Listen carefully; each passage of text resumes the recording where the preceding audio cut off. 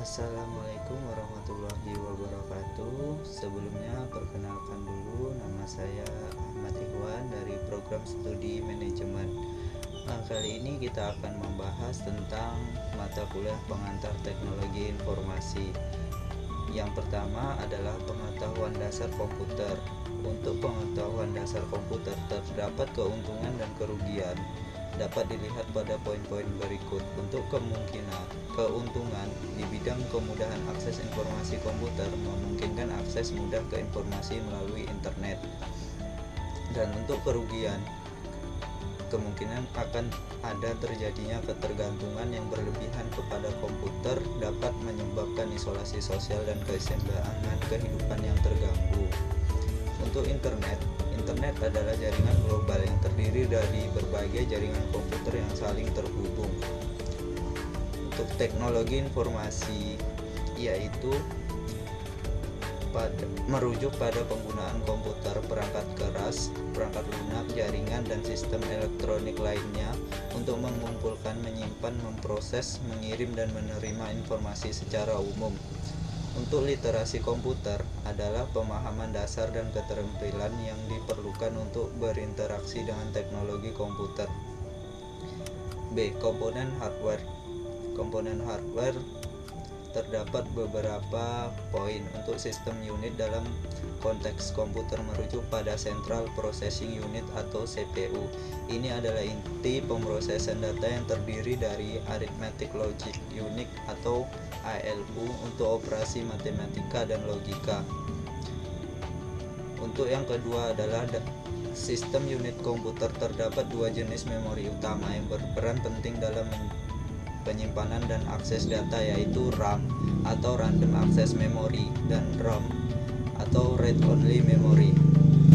RAM adalah semua data program yang dimasukkan melalui alat input akan disimpan terlebih dahulu di memori utama, khususnya RAM yang dapat diakses secara acak, dapat diisi, ditulis, diambil atau dihapus isinya oleh programmer.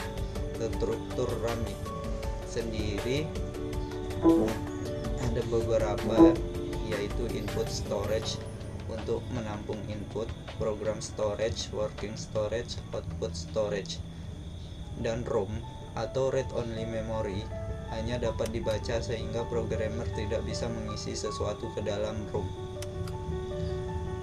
Untuk jenis ROM terdapat beberapa poin, yaitu PROM atau programmable ROM dan EEPROM, erasable ROM, dan EEPROM, electrically EEPROM. Untuk bit dan byte, bit adalah singkatan dari binary digit. Ini adalah unit dasar informasi dalam sistem bilangan binary dan hanya dapat dimiliki dua nilai, yaitu 0 atau 1. Untuk byte adalah kumpulan dari 8 bit. Byte seringkali digunakan sebagai unit dasar penyimpanan dan pengolahan data dalam sistem komputer.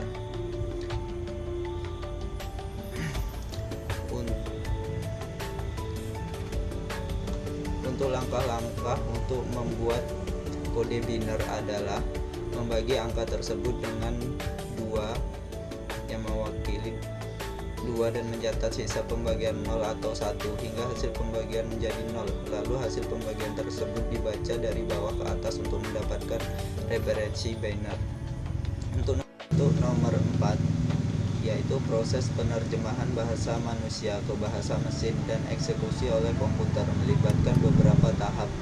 Untuk yang pertama adalah pengguna memasukkan instruksi atau perintah menggunakan bahasa manusia ke dalam komputer. Selanjutnya, sistem harus memahami instruksi tersebut, menganalisis sintaks dan semantiknya menggunakan teknologi pemrosesan bahasa alami atau NLP. Setelah memahami instruksi, sistem mengkonversinya ke dalam bahasa mesin atau kode yang dapat dieksekusi.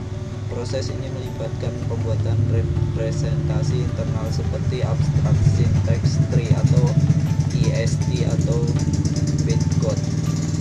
Setelah itu, komputer mengeksekusi kode tersebut menggunakan interpreter atau compiler. Interpreter mengeksekusi instruksi satu per satu tanpa menghasilkan file binary terpisah, sementara compiler menerjemahkan seluruh program ke dalam kode mesin sebelum dieksekusi. Perangkat input, perangkat memasukkan atau input device. Contohnya adalah keyboard, mouse, space mouse, barcode, digisting table, joystick, touchscreen, dan light pen. Magnetic character recognition atau MICR, optical mark reader, scanner, hand scanner, magnetic reader, biometric voice data entry, sound capture, video capture, kamera digital.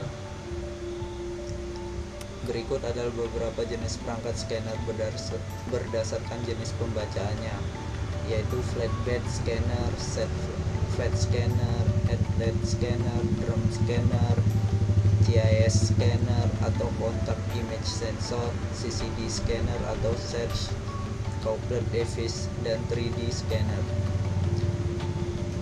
Untuk nomor 3 adalah beberapa alat input yang biasa digunakan pada game center, yaitu joystick, gamepad, steering wheel, dan pedal, dan lain-lain. Untuk perangkat output sendiri, ada beberapa jenis perangkat output, yaitu monitor, printer terminal, printer inkjet, plotter, data projector, dan lain-lain.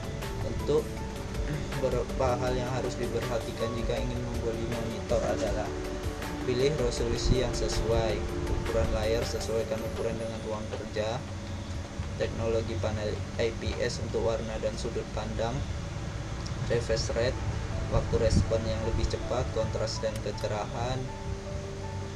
Yang paling penting yaitu harga dan tambahan fitur. Untuk software, berdasarkan fungsionalitas dan tujuannya, berikut adalah 4 aplikasi perangkat lunak beserta contohnya. Perangkat lunak sistem atau sistem software merupakan perangkat lunak yang menyediakan antarmuka antara perangkat keras hardware dan aplikasi pengguna. Fungsinya adalah untuk mengelola sumber daya komputer dan menyediakan layanan dasar untuk aplikasi lainnya. Untuk contohnya yaitu perangkat lunak aplikasi atau application software merupakan perangkat lunak yang dirancang untuk membantu pengguna dalam menyelesaikan tugas spesifik. Pengelola kata word processor, perangkat lunak jaringan, perangkat lunak database, dan sistem manajemen basis data atau DBMS. Berikut adalah yang dimaksud open source software, freeware software, dan shareware software. Open source software atau USS adalah jenis perangkat lunak yang kode sumbernya dapat diakses, diubah, dan didistribusikan secara bebas oleh siapa saja. Untuk freeware software adalah jenis perangkat lunak yang dapat diunduh dan digunakan tanpa biaya. Untuk shareware software adalah perangkat lunak yang dapat diunduh dan diuji secara gratis. Untuk contoh nama software, untuk pengolah kata yaitu Microsoft Word, Google Docs, dan untuk mengolah data itu ada Microsoft Excel, Google Sheets. Kemudian untuk mengelola gambar yaitu Adobe Photoshop, GIMP, GNU Image Manipulation Program. Untuk database adalah kumpulan data yang terorganisir dengan cara tertentu sehingga mudah diakses, dikelola, dan diperbarui. Ini bisa berupa gudang informasi yang menyimpan data saling terkait.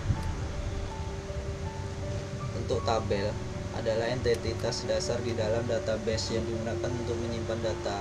Tabel terdiri dari baris dan kolom, di mana setiap kolom memiliki nama dan tipe data tertentu. Setiap baris dalam tabel mewakili suatu record atau entitas. Record atau juga dikenal sebagai baris adalah kumpulan nilai yang terkait satu sama lain dan mewakili suatu entitas atau item tertentu dalam tabel. File atau kolom adalah bagian dari tabel yang menyimpan data dari suatu jenis file, memiliki nama yang unik dan tipe data tertentu. Berikut adalah contoh dari record, file, dan tabel. Primary key adalah kolom atau sekumpulan kolom dalam sebuah tabel database, memiliki nilai unik untuk setiap baris atau record dalam tabel tersebut. Beberapa karakteristik utama dari primary key adalah unik. Setiap nilai dalam kolom primary key harus unik untuk setiap record. Tidak boleh ada duplikat nilai dalam kolom primary key. Tidak boleh null, not null. Kolom primary key tidak diizinkan memiliki nilai 0. Setiap record harus memiliki nilai dalam kolom primary key. Stabil nilai dalam kolom primary key harusnya tidak berubah sepanjang siklus hidup record. Digunakan untuk mengidentifikasi primary key, digunakan untuk mengidentifikasi secara unik setiap record dalam tabel. Untuk contoh, misalkan kita memiliki tabel mahasiswa dengan kolom-kolom seperti name primary key, nama, usia, dan alamat. Untuk contoh-contoh bisa dibaca di tabel berikut. Untuk operasi dasar dalam database melibatkan manipulasi data, penambahan dan pengembalian, pembaruan dan penghapusan data. Berikut adalah beberapa operasi dasar database, yaitu insert, select, update, delete, create, drop, dan lain-lain. Berikut penjelasan dari saya. Diucapkan terima kasih. Assalamualaikum warahmatullahi wabarakatuh.